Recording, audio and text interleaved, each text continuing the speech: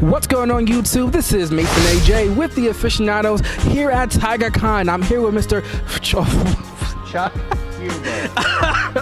Now I'm lighting glasses on and you can see me better. I'm so sorry. I took an intake of breath. I was like, He's just nervous because I'm touching his knee under the table.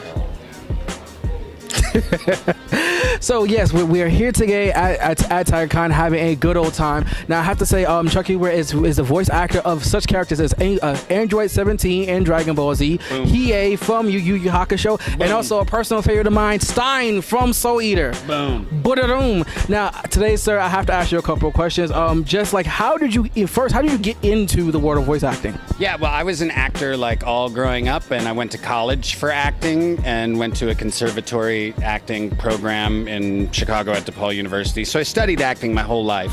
And then I moved to the Dallas-Fort Worth area, and I was at a rehearsal, and a guy came into rehearsal, Brad Jackson, the voice of Oolong in Dragon Ball Z, and I came in, and he was like, hey, you should go audition for this thing. And I was like, okay, I'll do that. And he was like, here's this number of this guy named Chris Sabat. You should call him. And I went, okay, I'll do that. And then I did that, and then I've been traveling all over the world and meeting anime fans ever since. And I thought it was stupid at first. I'm like, Dragon Balls? That sounds like porn. And they're like, no, it's not dragon porn. It's porn for it's an actual anime from Japan. And I was like, okay. And I thought it was like not a real thing.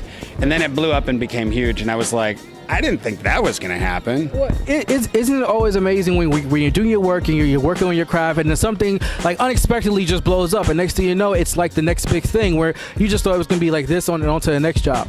Yeah, and you never know what it's going to be. I mean, I do Star Trek Continues with Vic Mignogna and Todd Haberkorn, and like even when we started that, it was like Vic's pet project, and we were like doing a favor for him, and now it's like it's a major portion of my career. It's a huge piece of what I do every month in terms of promotions and you know, being recognized. So I get to try, you know, like we're premiering episode 4 at Phoenix Comic-Con next month, and last time we did that there were like 4,000 people who watched the episode, and I was like, that's crazy. I didn't think it was going to be that huge, but so let me ask you, for people out there who want to get into the voice acting career, or even just who want to be actors themselves, what are some of the trials and tribulations that, or even just some of the advice that you would give them as novices coming into the field? Yeah, definitely. Like if you want to be an actor, the best way to do it is to fail quickly. Fail as much as you can, as quick as you can. I know that sounds counterintuitive, but everybody thinks you have, in order to succeed, you have to not fail, when the exact opposite is true. Like in order to succeed, you have to fail a lot. So the quicker you get to failing, the quicker you get to what you would consider actual success. And specifically, if you want to be a voice actor, like be the best actor you can be in the Dallas-Fort Worth area or in LA, and tell everyone you meet that you want to do anime voice acting, and eventually you'll meet someone at a party or doing a show or at an audition or on a movie set. Most of the people at Funimation now have the same story, like, oh, I met a director when I was on this industrial shoot and he's liked my voice, or, you know, I met Chris Sabat at a party and he thought I was funny and thought my voice was cool, so he brought me in. So like, it's just being in the industry to actually get into the sort of voiceover world. You know, we actually met J.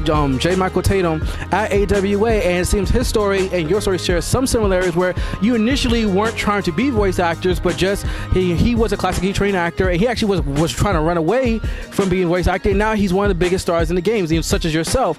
So would you say that it's not so much failing, but just more so honestly pursuing the craft and, you know, just being at the right time, right place? Or, I mean, I don't know. It seems like luck and fortune just kind of like favored upon you when you pretty much blew up in this industry. Yeah, you know, luck plays a part of it, but I don't necessarily believe in luck. I believe that this, you know, sort of existence is it's like a perfectly programmed video game designed to give you exactly what you want in the way that you really want it.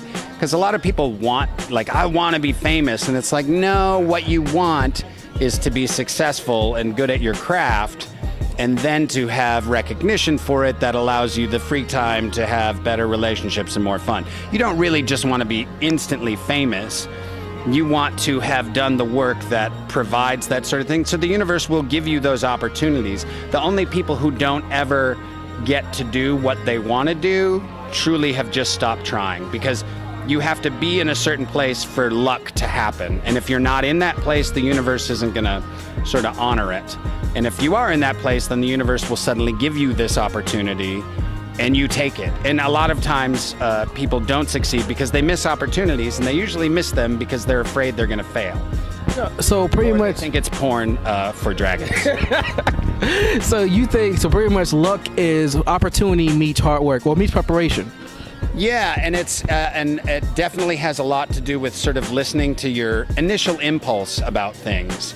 Like our bodies and brains and souls are designed in such a way to make really good choices, and then our brains and sort of regular consciousness are designed to try to unmake those choices. Like, you know instantly, like, oh, I should do that, and then you talk about it in your head and you talk yourself out of it.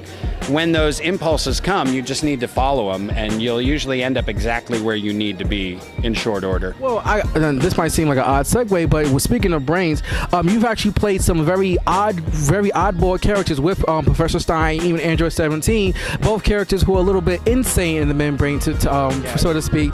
Now, crazy. Hiro Nohara, some people would consider him crazy. So, when preparing for these roles, what special task, or what was the road that led you ultimately to fulfill these roles? I prepare physically for characters, and by prepare, it's more how I embody the voices physically. I physicalize what I think how the character would stand, how they would use their arms, and you have to sort of mute some of that in the booth because you don't want to be making a bunch of excess noise. But yeah, if you're doing, like when I was doing Kibito from Dragonball Z is very big and regal, so I stand like this, I have a big chest. and when I do Ostre, it's very silly and thin like this, and the hands move. So you can see that I physically change with each of the characters. Wow. I get, like, when we did Kibito, I was like, whoa. Kibito. I'm not really that big a guy. Well, no, you're bigger than I am. I would say that much. Okay. No, what would you say is your most favorite roles as of recently? Or really favorite role out of all the roles, many roles you have played? Yeah, out of all the roles I've ever done, Hiei is my favorite, and that's because I'd never been to a convention before Hiei, so I didn't even know anime was popular until Yu Yu Hakusho, and I was like, wow, people really like this. And they were like, we're going to take you to a convention. I was like, okay, what am I going to do? I literally thought I was going to pass out flyers like, watch my show, Yu Yu Hakusho, it's a good show. I play Hiei.